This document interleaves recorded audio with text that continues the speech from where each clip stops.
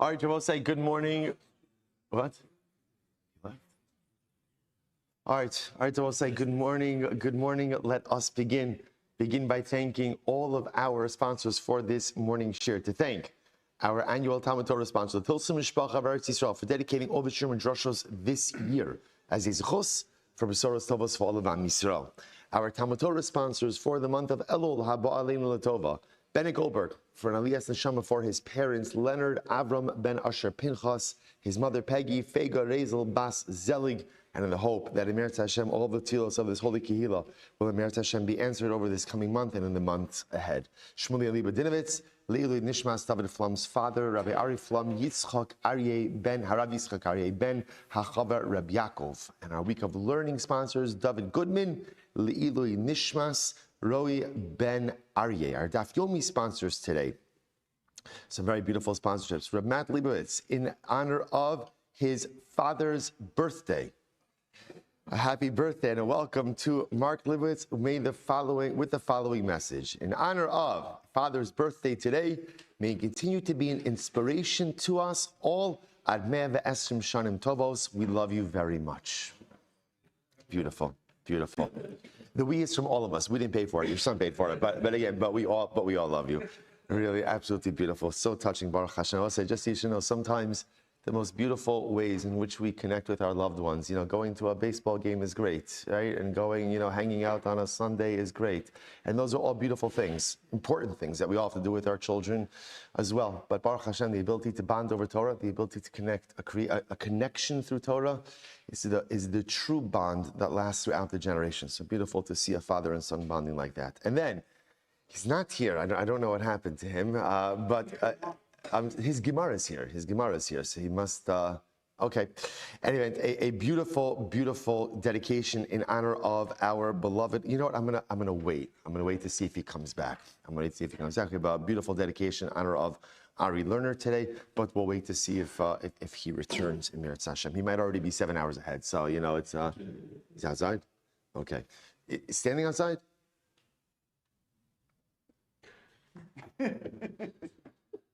Is he building is he coming in? Moshe David, say, Ari, come in.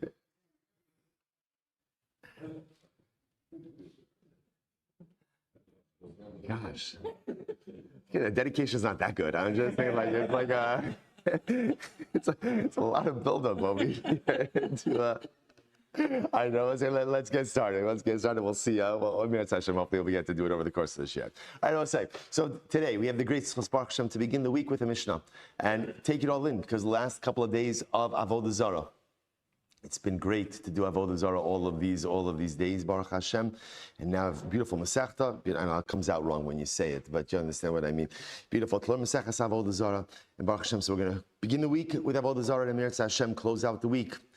Who knows where the journey is going to take us? Says the Mishnah, Elu Asurin v'osim b'choshu. Top of Ayin Dal. Today's daf is 74. Top of Ayin Dal. Elu Asurin v'osim b'choshu. The following items are asur, and again, their isur is so intense that in a mixture, they prohibit a mixture even in the smallest and most minute amount. What are they? What are these items? Number one, yayin esech. Number two, avodas kochavim. Now it's actually interesting. If you look at Rashi says over here, Elu asurim va'osim b'choshu, kamakom shenis arvu sham afilu echad be'elef lo batav va'osim eskulan. There are certain things that have such an acute level of prohibition that when they get mixed into a mixture, even if they are in 1,000 to 1 ratio, in other words, 1,000 units of permitted item to 1 unit of this prohibited item, they're not batal. So yayin esech is a good example of this, right? You get a little bit of yayin esech into a lot of other wine.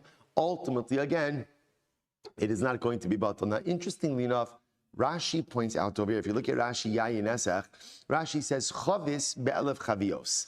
So it's interesting, Rashi doesn't frame this as a case of a drop of wine falling into a lot of, like a barrel of kosher wine. Rather, the way Rashi sets up the case, interestingly enough, is a barrel of yayin esech that actually gets mixed up with other barrels. Again, we'll discuss the distinction between wine falling into wine versus barrels getting mixed with each other. Okay, in any event, so Yayin Nesech is what we call Aser B'chol Shu. Ultimately, again, we will say a very special dedication to our Chaver, Rav Ari learner. The learners, as you know, Amir Hashem, are making Aliyah, Amir Hashem, tomorrow, Tuesday. So Tuesday, Amir Hashem, B'Sha'a Tova U'Mitzlachas. So the shir is dedicated in honor of Rabari and his incredible Hakaras Atov for the coffee. And the coffee means so much, and the coffee takes so much. I spoke about this last night by the Shalosh this a lot. So just the lashon is specific Hakaras Atov for the coffee from all his Daf brothers.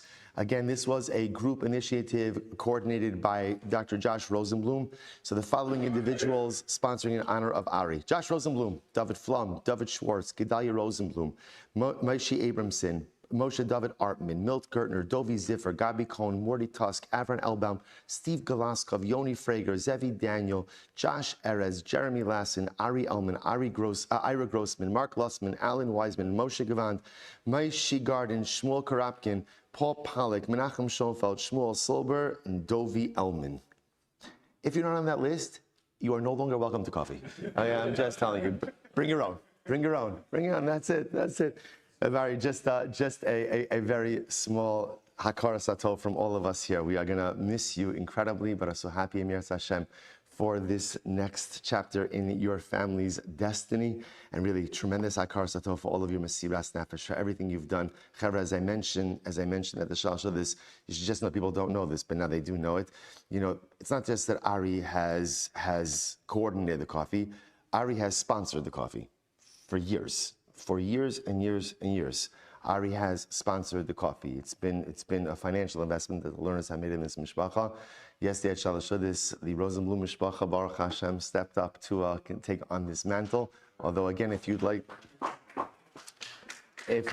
like to share in this, you can speak to Reb Shalom. But just understand, it's representative of many of the things that happen, right? Generally, whether it's shul or anywhere in life, things happen, and kind of often we just show up and we assume that they happen without realizing that absolutely nothing in this world happens by itself.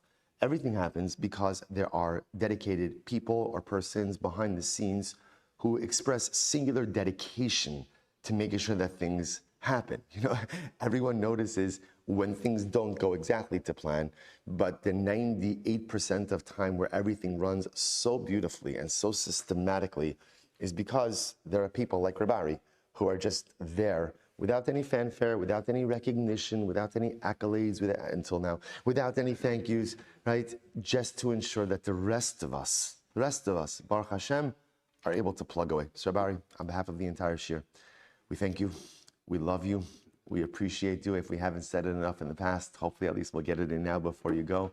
And thank you so much for modeling for us what it really means, not only to be an Eved Hashem, but also to be a committed member of community, committed member of a shir, committed member of a chabura, and just a tremendous, tremendous mensch. Thank you. Let's say with that, okay, let's continue. Thanks for finally coming in, by the way. Really appreciate it. You have to do the coffee.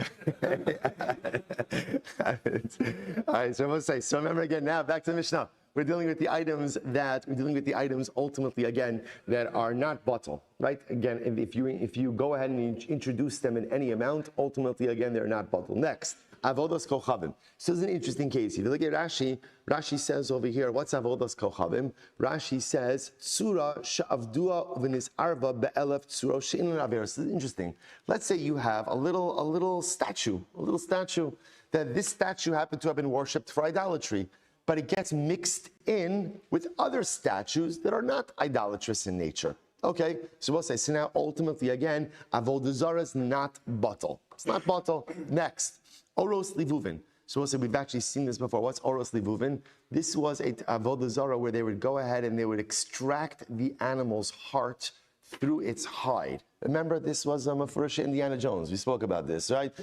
So remember, so you go ahead and you're extracting the heart through the hide.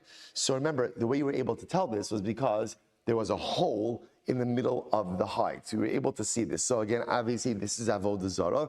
Therefore, it's not batal. So in other words, Oros Livuvin is just another example of Avodas Kochavim. Shar Niskal. Shar Niskal is an ox that is stoned, that is put to death because it killed someone else. It becomes Asr Ba'ana. So because it becomes Asr Ba'ana, now we're going to see exactly like what the common theme in all of these items are. Next, Egla Rufa. Egla Rufa, again, remember, you find someone who's murdered between two cities. You don't know who murdered him. You measure to the closest city. The elders of those city come out and they perform a process called Egla Arufa. We decapitate the calf. The calf, again, is Asr Ba'ana. Tzipore Mitzora. So remember, again, a person undergoes saras. Part of the purification process for saras is you have to bring birds. Those birds, ultimately, again, if they get mixed in with other birds, again, are not batal. Or not batal. Again, Rabbi said, what's the ramifications of saying it's not batal? What does that mean? Therefore what?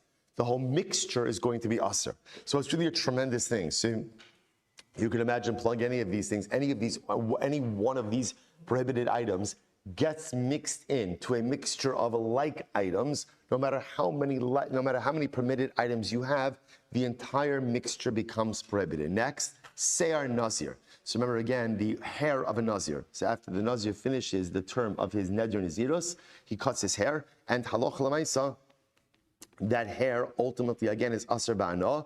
If it gets mixed in with other hair, prohibits the entire mixture. Peter Chamar, firstborn donkey. Firstborn donkey has sanctity. If it's not redeemed, ultimately again, Asr Ba'ana gets mixed in with other items and asers the entire mixture. Basar B'chalav, milky meat. Milky meat. So again, I will say the halach is milky meat. Remember again, you can't create a mixture of milk and meat mentioned 3 times in the Torah. Why 3 times? Once in Isra Achila, you can't eat it. Number 2, number 1, Isra Bishul, you can't create Basar B'chalav. Number 2, you can't eat milk and meat cooked together. And number 3, you can't get hana, you cannot get benefit from basar b'chalav. So if you have a milk and meat mixture that gets mixed in, let's say, in other words, a very simple case, you have a piece of meat. Remember, basar b'chalav is only kosher meat and kosher milk. So you have a piece of meat that was cooked in milk. Then that piece of meat gets mixed in with 1,000 pieces of kosher meat, of regular meat. Haloch l'maisa, the Mishnah says, the entire mixture is asr, because basar b'chalav is not batal. Sir mishtaleach. So we'll say this is really incredible, by the way. What's Sir mishtaleach? Sir mishtaleach is the goat. Remember again on Yom Kippur. We'll say how incredible is it? In Chodesh Elul, we have a reference now to Yom Kippur, right? It was, I don't know, for those of you who are here Shabbos Day, the Baltfila, Rabbi Huda Roll, who davened so beautifully, was a little bit chilling. He did the niggin for Mara Cohen during Kedusha, which was mamish. Like there are certain things that wake you up during Elul. Obviously, the shofar before LeDavid, and again these little like droplets, these little like sprinklings of Yomim Noran that come and remind us not fear, but like excitement about what is coming ahead. So Sir Mishtaleach, on Yom Kippur, there were 2 goats that were offered up. One seir was La Hashem, was offered up as a carbon. The other was thrown off the cliff. Sir Mishtaleach. So again, if that goat gets mixed in with other goats, ultimately again asers the entire mixture. Next, Chulin Shnishchetu Ba'azara. So there's an interesting case over here. Chulin Shnishchetu Ba'azara means if you slaughtered an unconsecrated animal within the precincts of the Beis Hamikdash, that animal becomes Asr Ba'ana. If that meat, let's say, were to then subsequently get mixed in with other pieces of meat, asers the entire mixture. Hare elu asurin va'osrin b'chol. So I will say the common denominator in this group is that these items are asr, and ultimately, again, they prohibit in a mixture in any amount. In any amount. Say even the most minute amount of prohibition of any of these items gets mixed into a mixture of like items, the entire mixture is prohibited. Incredible. So the Gemara says, so we'll say, now here's our problem. What does this mean? Like, in other words, what is these are obviously like a lot of random things over here, but there must be some type of common denominator that unites them. Now, we'll say, the Gemara says, Tana, Maika Chashiv. What exactly is the common denominator? What's the thread through these items? Eve davar sheva minyan. So we'll say this is very interesting. What is a davar sheva minyan? In halacha recognizes that items fall into one of 2 categories. There are many more than 2 categories, but for our purposes, one of 2 categories.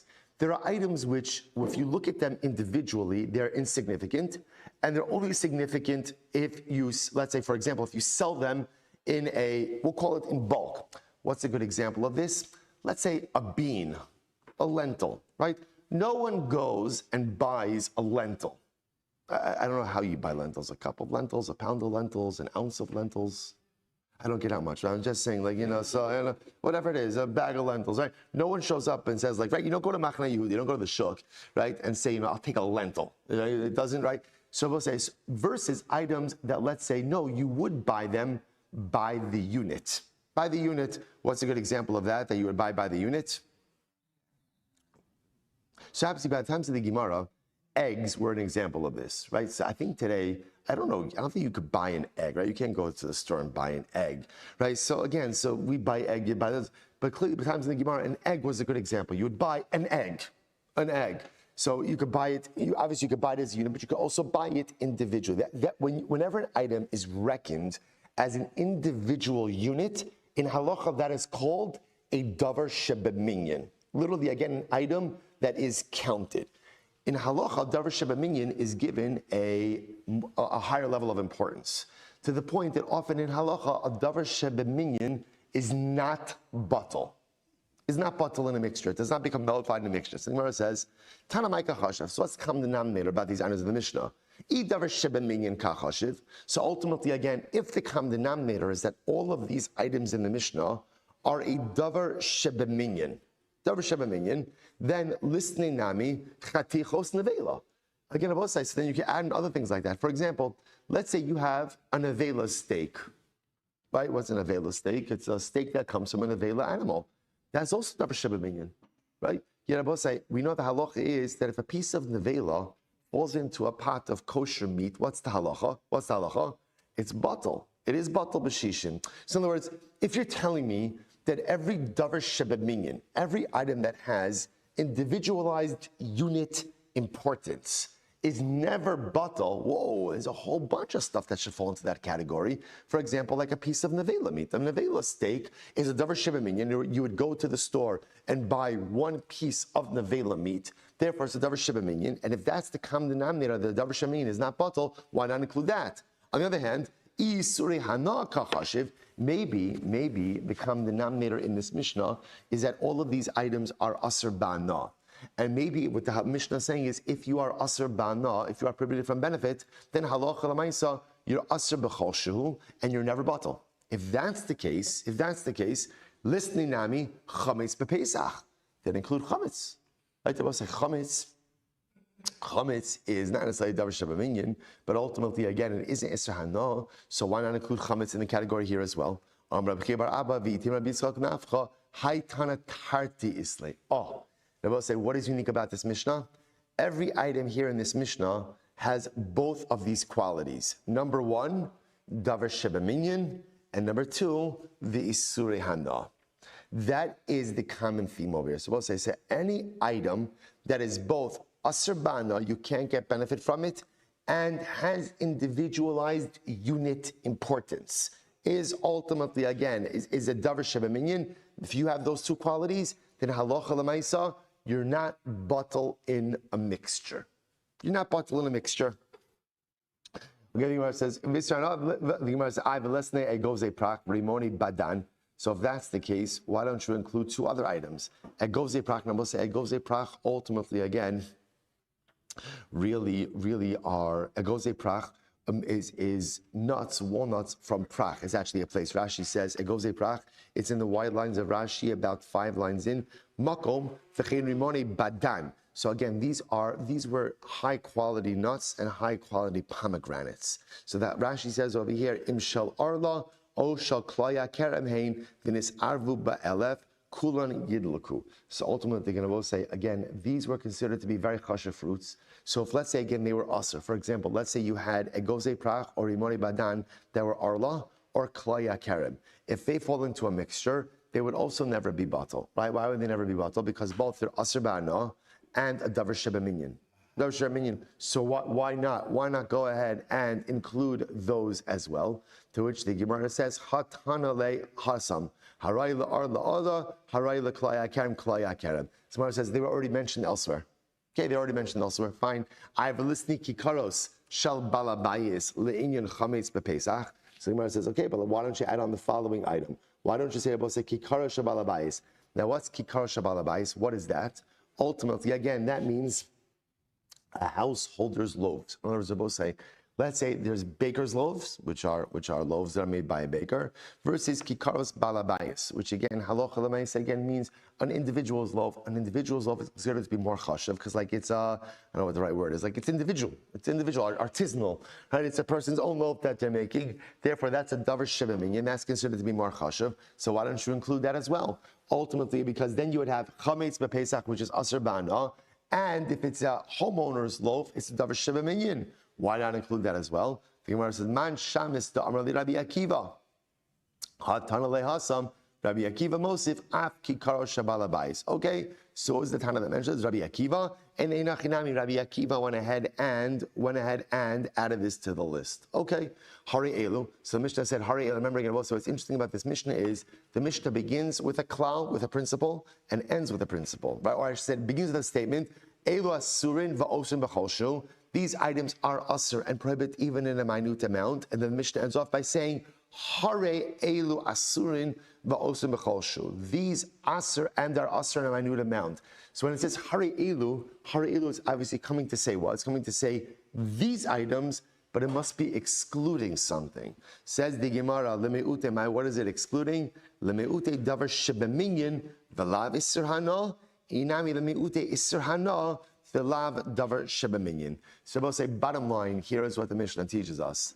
Any item that conforms to these two qualities, number one, it is aser bahana, right? Aser bahana. Ultimately, again, you cannot get benefit from it. And number two, it is a davar shebeminyan. It has ultimately, again, it has individualized unit importance, is never batal. Is never batal. And therefore, again, the Mishnah ends off with the principle by saying that if you have an item that has one or the other quality, ultimately, it will be batal in a mixture. And I both say, you can say al derech a little bit Musar Haskell, that if you want to know what the power of the Yid is, right? I both say, how could it be that after thousands of years of what we have had to endure, that we have simply not disappeared into the sands of time? If you think about it, Abosai, every Jew has these two qualities. We are aser ba'ana, and we're davar shebeminyan. What does this mean? A Yid has a neshama.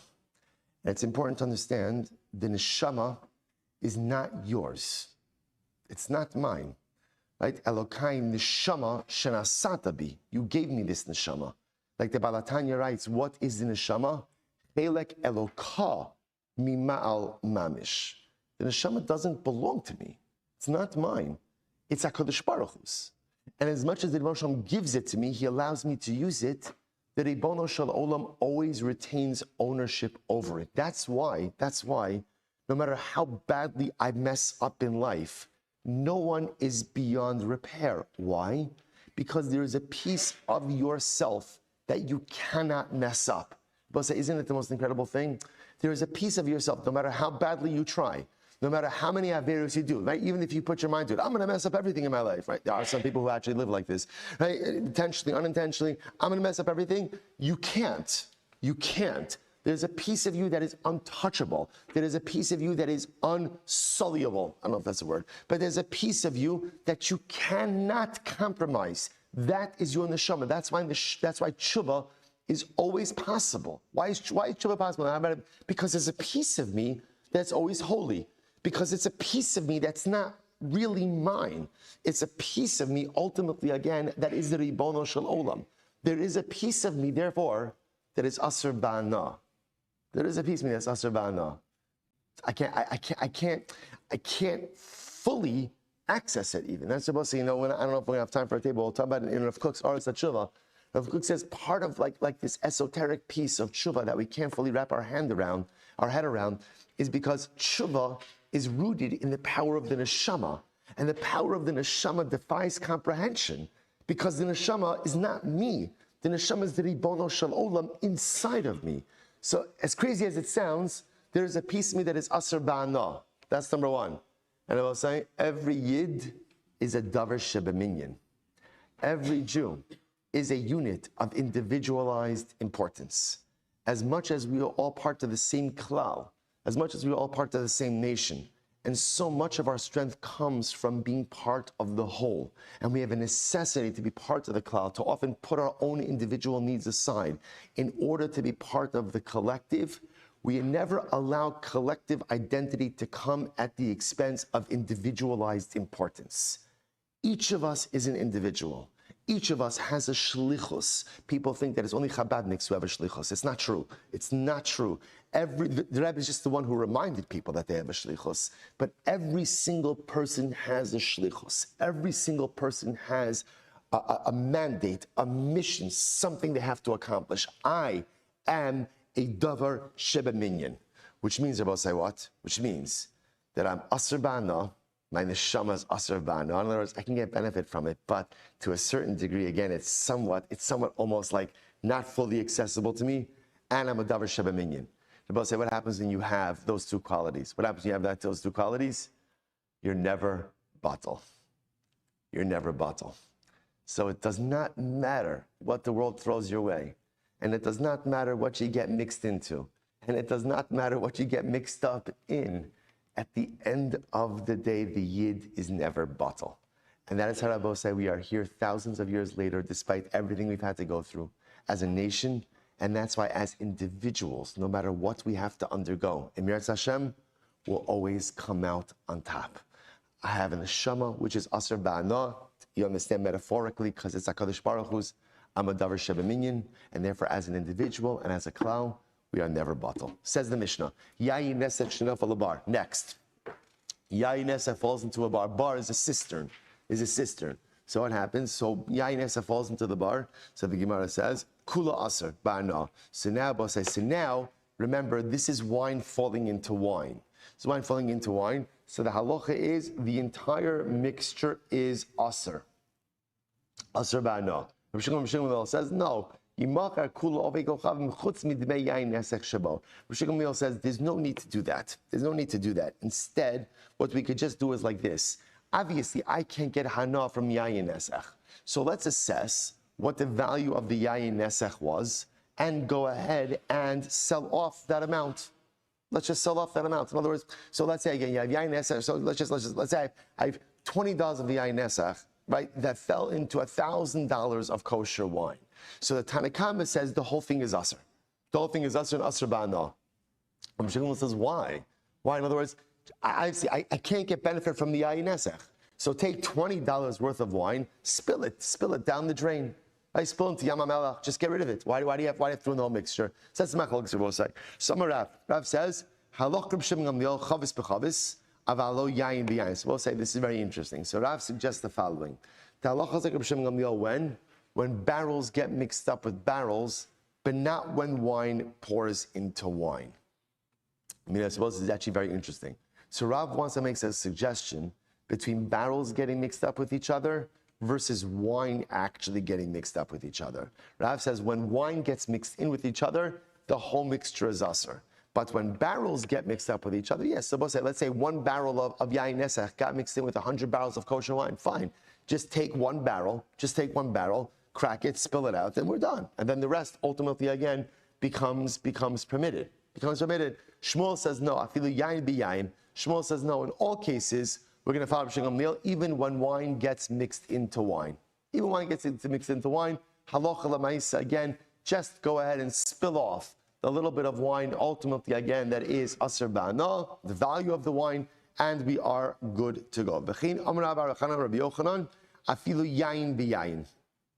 V'chein amar Rabbi Shmuel bar Nasa amar Rabbi Chanina, afilu yayin b'yayin. V'chein amar Rabbi Nachman amar Rabbi Ravu, afilu yayin b'yayin. Amar Rabbi Nachman, halacha l'maisa, halacha l'maisa, yayin nesech. By the way, I just want to point out, it is rare in the Gemara that you see those words. I don't know how many times it occurs through Shas, but rare in the Gemara that you see them Gemara say halacha l'maisa. Halacha l'maisa, very interesting. Halacha l'maisa, what is the halacha l'maisa? Yeah, when it comes to yayin nesach, yayin biyayin aser. So the way we paskin is that when yayin, actual wine, right, actual yayin nesach, falls into wine, even in a much greater, even the kosher wine is a much greater majority, the entire mixture is aser. That's how we paskin abosai. So again, and that's the previous Mishnah, by the way, right? That's previous Mishnah. When yayin nesach literally gets mixed into any abosai. And by the way, so let's be clear on our terms. What's yayin nesach? What's yayin nesach? Right? Actual Avoda Zara wine, like actual libational wine, right? Mamish wine used for Avoda Zara. So when that wine in any amount gets mixed in with kosher wine, entire mixture is aser bana. That's it. However, watch this. Chavis b'chavis mutter. Interestingly enough, the Gemara says if you have a barrel of yayin nesach that gets mixed in with other barrels, then halacha l'maisa, what do? We essentially assess what is the value. Right? In other words, what's the value of that barrel of yayin nesach? We designate a barrel. We go ahead and we crack that open, get rid of that wine, don't get any benefit from it, and then the rest of the mixture ultimately again is going to be aser. Stam yayin. Now remember again, we're going to define what's stam yayin. Stam yayin is wine of a Gentile, just wine of a non-Jew, right? Remember again. Now remember, throughout Avoda Zara, what's interesting is more often than not, we treat stam yayin just like yayin nesach. Interestingly enough, when it comes to mixtures, we will not do that. The Gemara says stam yayin, but if you have halacha l'maisa against stam yayin, which means just the wine of an akum, I don't know that he used it, I don't know that he used it for Avoda Zara or anything else like that, but stam yayin, if that gets mixed in, ultimately, again, with other wine, it's mutter. Now, what does mutter mean? Mutter, Rashi says over here, means ultimately, again,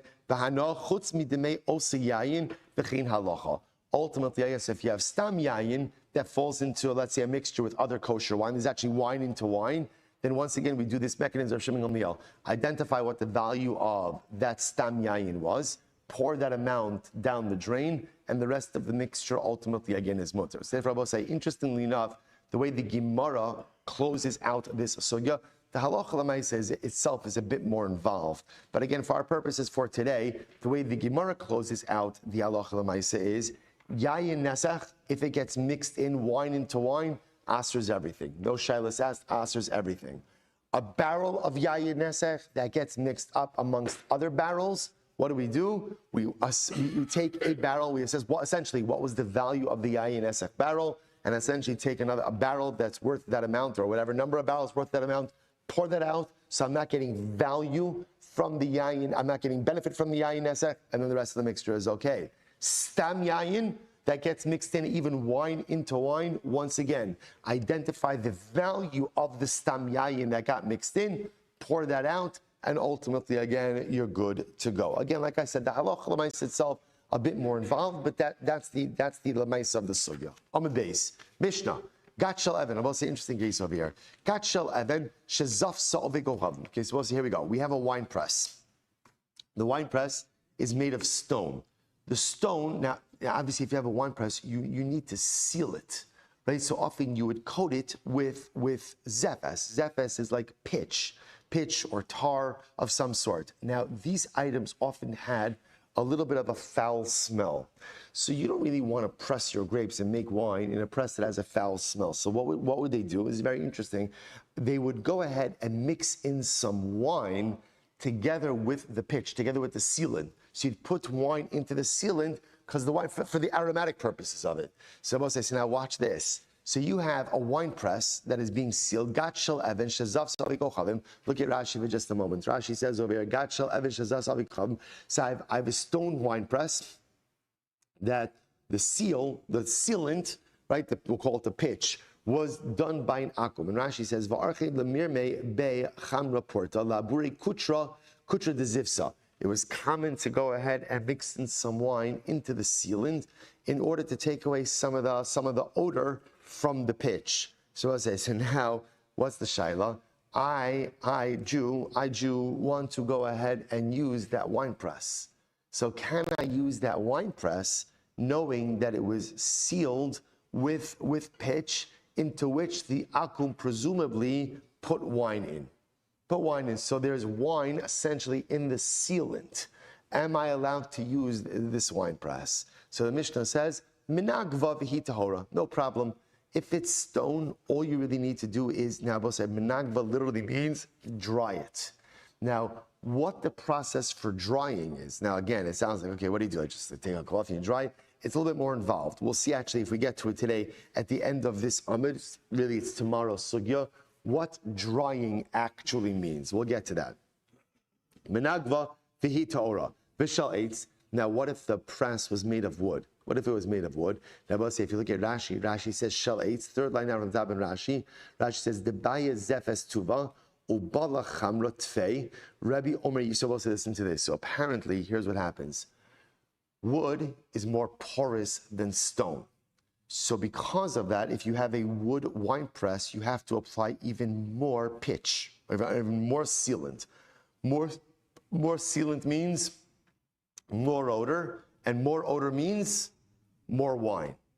More wine. So now if I'm going to, the Akum went ahead and he sealed a wooden wine press, Rabbi says Yinage. Rabbi says, no problem. You still just have to dry it off just like a stone wine press, and you're good to go. The Chum say no, Yiklov es hazefes. The only way for a Jew to use a wooden wine press that was sealed by the Akum is how?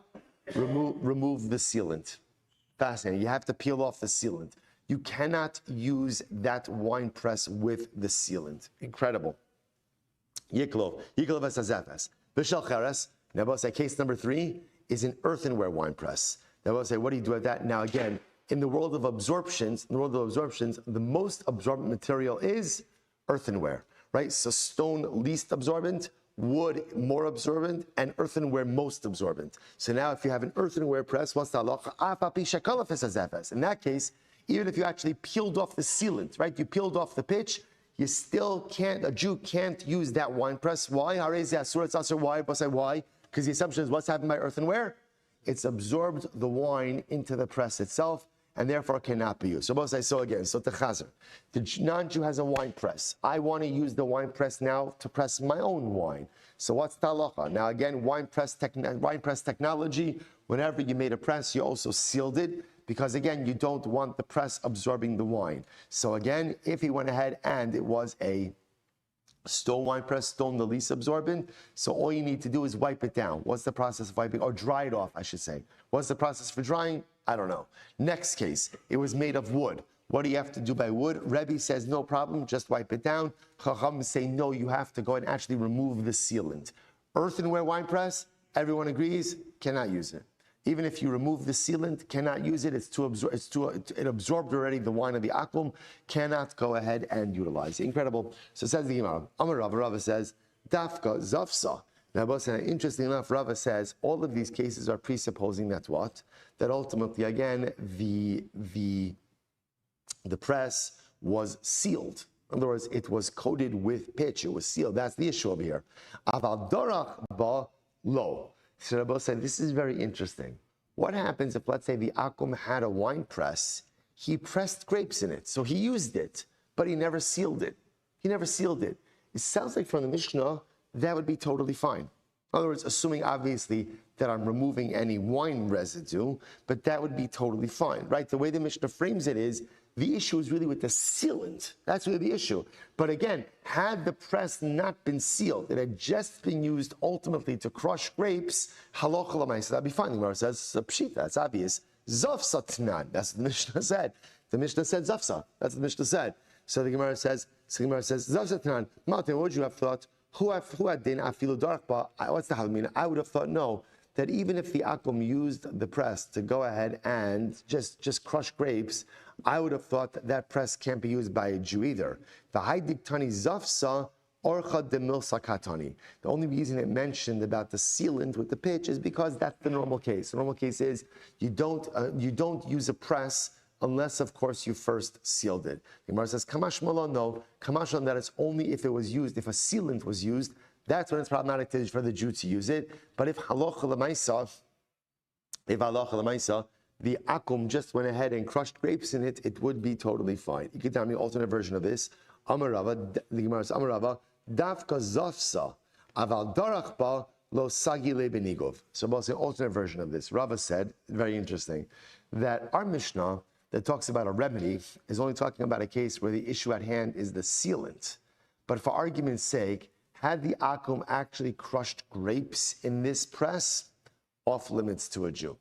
You can't use it, right? Even if you were to go, now we'll say, now it doesn't mean there's no way to use it. It just means that the process of, let's say, wiping it down would not be enough. So the Gemara says, that's obvious. Pshita zav satna. That makes it sound kind of obvious. Because at the end of the day, the Gemara says, what does the Mishnah talk about? The Mishnah is talking about a case where the Akum sealed the press, which makes it sound like the process of going ahead and wiping it down, right, or drying it, I should say, works in a case where you're only dealing with a sealant. But if the Akum actually crushed grapes in it, that changes the math on this, and therefore, again, the press is usr. Now, again, also when I say usr, means it can't be used. Perhaps there's another more aggressive process that can make it usable, but just stam, what we would call niguv, drying it off would not be enough. To which the Gemara says, that's obvious. What would you have thought? I might have thought that even the process of niguv, of drying it off, should work even in a case where the Akum actually used it to crush grapes. And the only reason it mentioned ultimately coating it with pitch, sealing it, is because that's just the regular case. That's normally what's done before you crush grapes. Kamash milan dafka zafsa aval darach ba lo sagi le benigov. So both say this is really the approach that the Gemara is going to adopt. This concept of what we call nigov. Now both say we don't know what nigov. I know that nigov means to dry something. We don't know what that process actually entails, but here's what I do know. That process only works when the issue at hand is the sealant, right? The press has not been used for crushing grapes by an Akum. All that's happened over here is it's a brand new press, the Akum sealed it. My problem now is using that press, I know that part of the sealant is the Akum's wine. How do I deal with that issue? The moment, however, we are talking about a press that was actually used by the Akum to crush grapes, different case. And that press is going to use or going to need a totally different process, which are going, it is possible that it's kasherable, but it's definitely going to require a more aggressive process to be seen. The Gemara tells a story. Kiyahu daskamit Rabbi Chia. There was a guy who came before Rabbi Chia. Amarle, Havli Gavra, de dachi li ma'atzartoi. So he comes to Rabbi Chia, says, Rabbi Chia, give me a guy to kasher my wine press. So again, I will say, so b'pashtos, this was a press, ultimately, again, that was used by a non-Jew. So therefore, a guy comes before Rabbi Chia, a Jew comes to Rabbi Chia, says, I need to kasher this wine press. Give me a guy to kasher the wine press. Amar le Rav. So listen to this. So Rav heard all of this, and he said to Rabbi Chia, Zil bahadei. So Rabbi Chia, go, examine the situation.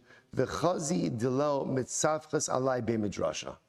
And whatever you do, make sure they don't come back and complain to me in the base medrash, which is another way of Rav saying to Rabbi Chia, do your due diligence on this, right? Because if you mess up, I'm going to get the complaints, right? Rav was Rabbi Chia's Rabbi, so ultimately, again, if you mess up, they're going to come to the base medrash and ultimately, again, complain to me. So make sure that before you go ahead and you kasher this press or whatever you're going to do your due diligence on this. Okay, so the Gemara says, fine. Rabbi Chia goes. So we'll say, so what happened? So again, Rabbi Chia goes ahead and he sees that the press was very smooth. It's very smooth. Amar, hai vadai beniguf sagile. Okay, it was something so smooth. So ultimately, again, the pashtos, there's not really a lot of absorption over there. It looked brand new. So therefore, he said, you know what? This should be enough with nigov, with drying it off. Now, again, I say, I want to be clear. We don't yet know fully what that process of nigov actually entails. But he said, Bepashtos, nigov should be enough over here. So the Gemara says, listen to this. As Rabbi Chia was looking around the press a little bit more, he saw that there was like a crack or a crevice on the bottom of the press. And watch this. V'chazad dahavi mali chamra. And he saw that it was filled with wine. Incredible. So in other words, he saw, I will say it's incredible. So when he did a little bit more research, he saw a little bit more inspection, he saw that there was a crevice on the bottom of the press, and it had wine. Wine from who? Wine from who? Wine from the akum who had used it beforehand. So there was literally yayin esach, or at least stam yinam, sitting in that press. Incredible. Amar ha lo sagi le beniguv ela bekilov. Rabbi Chia said, oh, okay, so now I see this press wasn't just sealed by an akum, but this press was mamish used. If it was already used, ultimately, again, this type of press ultimately requires a peeling off of the sealant. Rashi says over here, So the ultimate Gemara says, this is incredible. So he did a little more inspection. What did he find? Hainu damarlei chavivi chazi delo mitzachis alai bemidrash. And this is what Rav meant when he said, Rabbi Chia, my beloved one, Chabibi, right? Chabibi, my beloved one, make sure you do your due diligence so that they don't come back and complain about me in the base medrash. Well, it's incredible. Now again, well, don't necessarily take halacha l'maisa from that story. Just point out over here, number one, that sometimes that wine presses did have like these nooks and crannies. And here again, even though the press itself looked so clean and pristine, at the end of it, it was crushed. We'll say, I think it's also like a tremendous, tremendous metaphor for tshuva as well. You know, part of the avoda of tshuva, Rabosai, is really getting into the nooks and crannies of one's self. Because, you know, sometimes what happens is when you do a little bit of introspection, so Baruch Hashem, like the exterior looks really good, right? The exterior is smooth, the exterior is nice, it's polished, it's good. But what tshuva really demands of us is get into it. And a lot of times, when we kind of do that deep personalistic dive, and we get into the nooks and crannies of self, I might discover a little yayin nesach in there. Right? There's stuff that shouldn't be there, right? On the exterior, things look good. And by both sides, I want to point out, that's an accomplishment, right? When the exterior looks clean and the exterior looks nice and the exterior looks polished, give yourself a shkoyach for that. That's incredible because that's not so pasha to achieve that. But a tshuva requires the deep dive because a lot of time, the real work we have to do on ourselves is kind of not in the exterior. The real work we have to do, that's in the kishkas of the neshama. That's in the kishkas of the self. And sometimes when everything looks great, you do that deep dive, you find that personalistic yayin nesach in that crevice that I had forgotten all about, that I didn't even know about. That's where the work begins. That's where tshuva begins. We just have to have the personalistic honesty, integrity, and more than that, bravery to do that deep dive. Incredible. Let's go a little bit weiter. Says the Gemara. Tarabanan.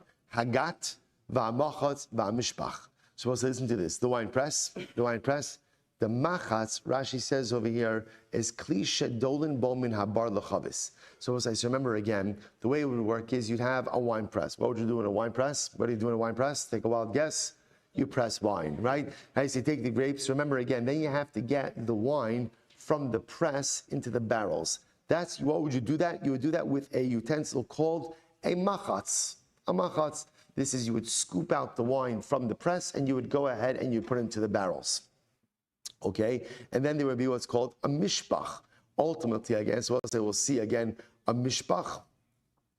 Rashi says over here, machatz is klisha dolim bo min habar lagatz agat v'amachatz v'amishpach. So you're going to say, so all these items, so these items were made ultimately out of earthenware. So if you had a press, right, a gat, a machatz, and a mishpach that are made out of earthenware. Sha'ov de kochavim, and again, it belonged to an agum. What's the halacha? Rebbe mater beniguf. Rebbe says all you need is to simply dry it off. Just wipe it down, and you're good to go. The chums, the chamos, and the chums say no, it is not enough. Niguf is not enough. The chum aser. Nebel say we'll have to see. What does that mean? Aser, you can't. But pashtus, it means aser, you can't use it at all. Right? The chum say that if any of these items are made out of earthenware, which is highly absorbent, you cannot use it. Umo de Rebbe, but Rebbe does agree. Bekankanim sha'ovdei kochavim shein asurin. Rebbe does agree that the earthenware jugs of an akum that were used for wine cannot be used by a Jew. Says the Gemara, my hefresh bein zelazeh. What's the difference? Why does Rebbe say that you could use the gat, the machatz, and the mishpach, even if they're earthenware? right? But yet, you can't use the jugs of an akum if they are earthenware.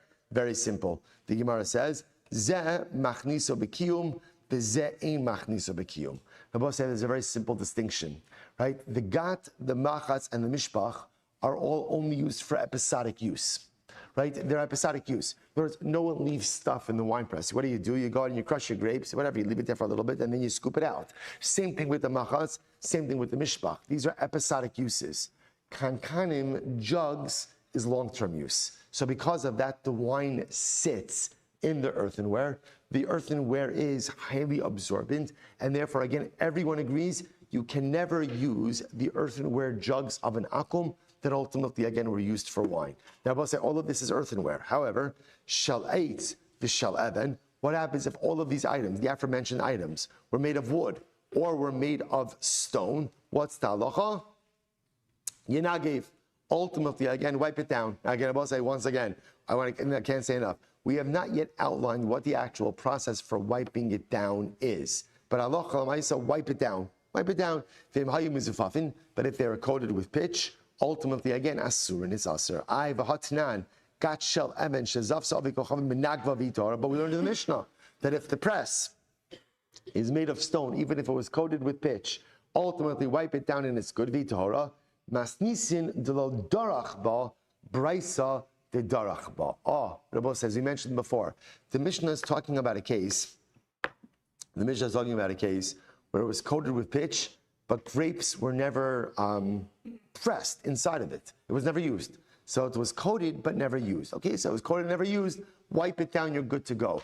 The Brisa's case is talking about where it was literally used. So if it was used and it was coated with pitch, there's too much absorptions happening over there, and therefore halacha l'maisa, such an item should not be used. Amar Mar, Hagat v'amechametz v'amishpach shal v'kochavim, Rebbe Matja benigov v'cham osrim. So the Brisa says, Samar says, if you have again the gat, the machatz, and the mishpach of an akum, so Rebbe permits it as long as it was wiped down, and ultimately again the chachamim asert. I v'anan tnan shal cheres apapi shekalav esazef esarezi asura.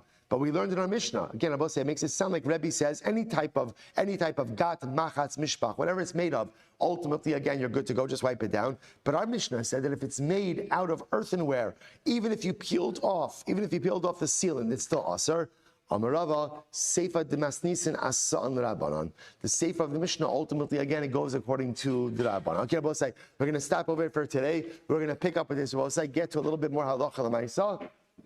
And tomorrow we'll see, again, even for those items that perhaps wiping it down doesn't work, we'll see, is there a kashering process that would work? To be continued tomorrow. We'll say, shkoyach. Yeah, Sunday, yeah, is that what we normally do for Labor Day? Sunday schedule? Good. Sunday schedule tomorrow, I'll send it out. Practical question. For the barrels and Nesaf and regular commercial wine mixed and break the wine and that's just for